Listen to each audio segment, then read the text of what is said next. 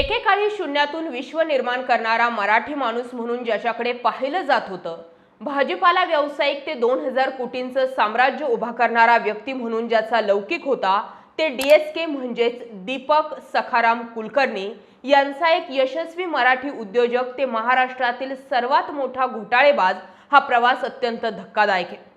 अधिक व्याजाच्या आमिषानं महाराष्ट्रातील तब्बल 35,000 मध्यमवर्गीय आणि ज्येष्ठ नागरिकांना जवळपास 2000 कोटींचा चुना लावणारा हा पॉन्झी स्कीम आणि बँक फसवणुकीचा महाघोटाळा 2017 मध्ये उघडकीस आला होता। जास्त व्याजाच्या पैशांसाठी कुणी आपली आयुष्यभराची कमाई डीएसकेंच्या हाती सोपवली, तर कुणी आपली जमापुंजी डीएसकेंच्या गृहप्रकल्पात अडकवली। परंतु त्यांच्या हाती शेवटी घोटाळाच लागला। घोटाळ्याच्या या धसक्यांमुळे अनेकांची घरं उद्ध्वस्त झाली।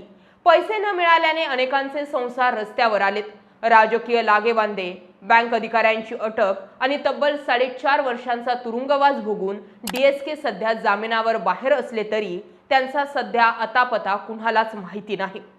डीएसकेंच्या 27 मालमत्ता सील करण्यात आल्या आहेत। यात त्यांना अनेक आलिशान बंगल्यांचाही समावेश आहे। 2000 कोटींचा घोटाळा करणारा हा व्यक्ती सध्या कुठे आहे? ज्या लोकांची यात फसवणूक झाली आहे त्यांचं काय झालं? त्यांना दिलासा मिळाला की नाही मिळाला? सरकारनं घोटाळ्यात पीडित जे लोक आहेत त्यांच्यासाठी काय केलं? हे प्रश्न अजूनही अनुत्तरित आहेत।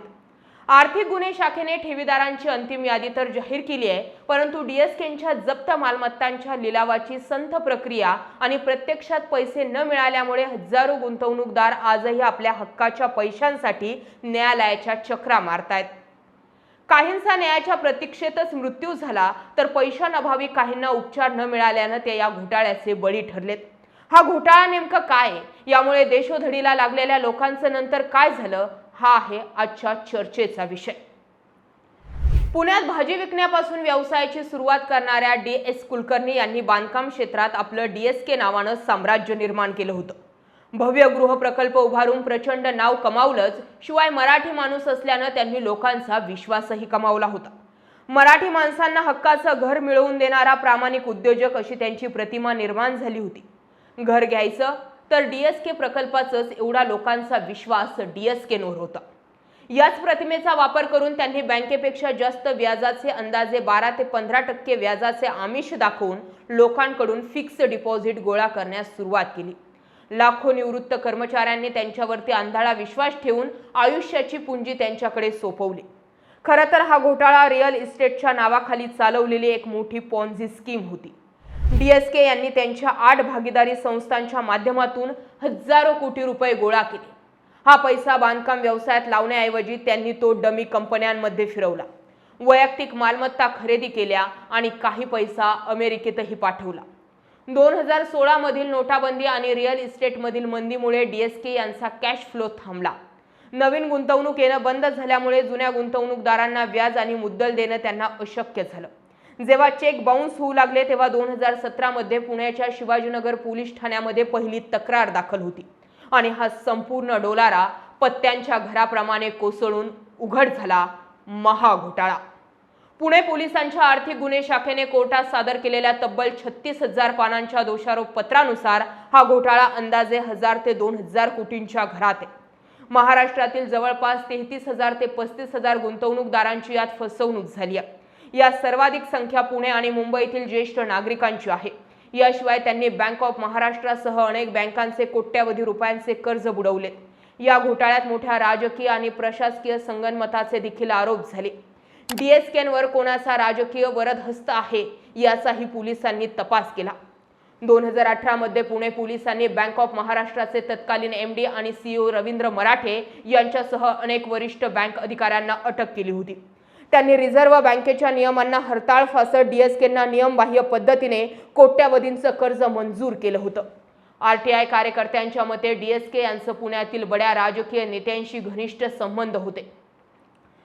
याच राजकीय वरदहस्तामुळेच बँकांनी आणि सरकारी यंत्रणांनी त्यांच्या संशयास्पद व्यवहारांकडे वर्षानुवर्ष डोळे झाक केली, कदाचित काही पर्सेंटेजही खाल्ली असतील। फेब्रुवारी 2018 मध्ये डीएस कुलकर्णी आणि त्यांची पत्नी हेमंती कुलकर्णी यांनी दिल्लीतील एका हॉटेलमधून त्यांना अटक करण्यात आली। ईडी आणि महाराष्ट्र सरकारने एमपीआयडी कायद्याअंतर्गत डीएसके समूहाच्या सुमारे 904 कोटींपेक्षा जास्त मालमत्ता, आलिशान गाड्या आणि बंगले जप्त केले।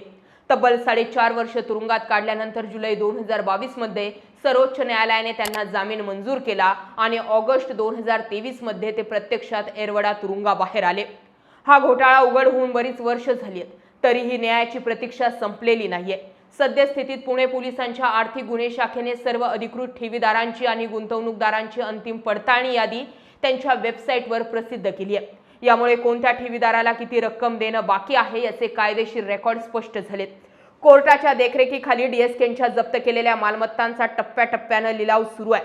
मात्र रिअल इस्टेट मार्केटमधील तांत्रिक अडचणींमुळे लिलावातून गोळा होणारी रक्कम अपुरी पडत आहे. त्यामुळे अद्याप बहुतांश गुंतवणूकदारांच्या हातात त्यांचे पैसे आलेले नाहीत.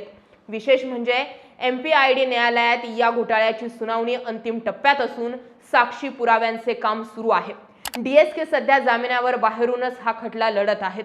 दरम्यान डीएसके यांच्या जप्त केलेल्या मालमत्ता आणि गाड्या स्वस्तात मिळवून देण्याच्या नावाखाली पुण्यात नव्या फसवणुकीच्या घटनाही समोर येत आहेत. डीएसके घोटाळा हा महाराष्ट्राच्या उद्योग विश्वातला एक काळा इतिहास आहे. अति महत्त्वाकांक्षा आणि आर्थिक गैरव्यवहारांमुळे एका विश्वासाचं रूपांतर महाघोटाळ्यात कसं होतं याचं सर्वात मोठं उदाहरण ठरलंय. मराठी माणूस म्हणून ज्या वयोवृद्धांनी पेन्शनकरांनी डीएसकेंवर विश्वास ठेवला त्यांची डीएसकेंनी त्यांचा घात करून वयाच्या उत्तरार्ध कोर्ट कचेरीच्या चक्रा मारायला भाग पाडलंय. डीएसके यांनी वेळोवेळी आपण गुंतवणूकदारांचे पैसे नक्की देऊ अशी साक्ष दिली होती.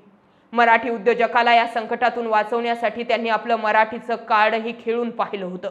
परंतु हा घोटाळा इतका मोठा आणि मध्यमवर्गीयांचं आयुष्य उद्ध्वस्त करणारा होता की डीएसकेंच्या या मदतीच्या आवाहनाला राज्यातून कोणीही प्रतिसाद दिला नाही. डीएसकेंनी केलेला महाघोटाळा हा स्कॅम आजही चर्चेला जातो. मात्र या घोटाळ्यांमध्ये ज्या लोकांना बळी गेलेले आहेत, जे आर्थिक बळी ठरलेले आहेत, ज्यांनी आपली जमापुंजी लावून या डीएसके मध्ये पैसे गुंतवले होते, डीएसके प्रकल्पामध्ये, आज त्या सगळ्या लोकांचे संसार जवळपास देशोधडीला लागलेत. त्या लोकांचं पुढे काय झालं? त्यांना त्यांचे पैसे परत मिळाले का? लिलाव झाला की नाही? असे अनेक प्रश्न अनुत्तरित आहेत. डीएसकेच्या या प्रकल्पाच्या घोटाळ्याबाबत तुमच्याकडे आणखी काही माहिती असेल तर तीही आम्हाला कमेंट करून नक्की कळवा. आणि हा लढा आणखी तीव्र झाला पाहिजे का यावरही जरूर व्यक्त व्हा. जय महाराष्ट्र.